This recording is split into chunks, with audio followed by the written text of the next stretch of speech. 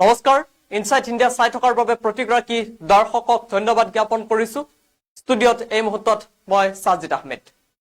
ভাৰতীয় সংগীত জগতৰ মহান শিল্পী উস্তাদ জাকিৰ হুছেইনৰ ইতিমধ্যে মৃত্যু হৈছে সেই মৃত্যুৰ খবৰ সকলোৱে লাভ কৰিছে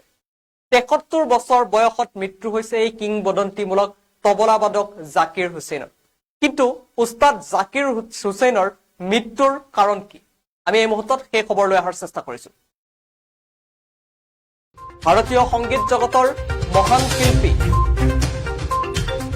উস্তাদ জাকিৰ হুছেইনৰ ইতিমধ্যে মৃত্যু হৈছে ৭৩ বছৰ বয়সত শেষ নিশ্বাস ত্যাগ কৰিছে শিল্পীগৰাকী কিছুদিন পূৰ্বে অসুস্থ হৈ আমেৰিকাৰ সান ফ্ৰান্সিস্কোৰ এখন হাস্পাতালত ভৰ্তি হৈ আছিল জাকিৰ হুছেইন জাকিৰ হুছেইন দীৰ্ঘদিন ধৰি হৃদৰোগত আক্ৰান্ত হৈ আছে শেহতীয়াকৈ হৃদযন্ত্ৰৰ ধমনী বন্ধ হোৱাৰ বাবে ষ্টেণ্ট স্থাপন কৰা হৈছিল পৰিয়ালৰ মতে মৃত্যুৰ কাৰণ ইডিঅপেথিক পালমোনাৰী ফাইব্ৰোসিছ বুলি জানিবলৈ দিছে আৰু পৰিয়ালৰ সৈতে হোৱা বাৰ্তালাপত পৰিয়ালৰ লোকে আৰু পৰিয়ালৰ মতে মৃত্যুৰ কাৰণ ইডিঅপেথিক পালমোনাৰী ফাইব্ৰোসিছ বুলি জানিবলৈ দিছে আৰু ইডিঅপেথিক পালমোনাৰী ফাইব্ৰোসিছ হাওঁফাওঁৰ এক বিৰল ৰোগ আমি এই মুহূৰ্তত জনাই আছো ভাৰতীয় সংগীত জগতৰ মহান শিল্পী উস্তাদ জাকিৰ হুছেইনৰ মৃত্যু হৈছে সেই খবৰ লাভ কৰিছে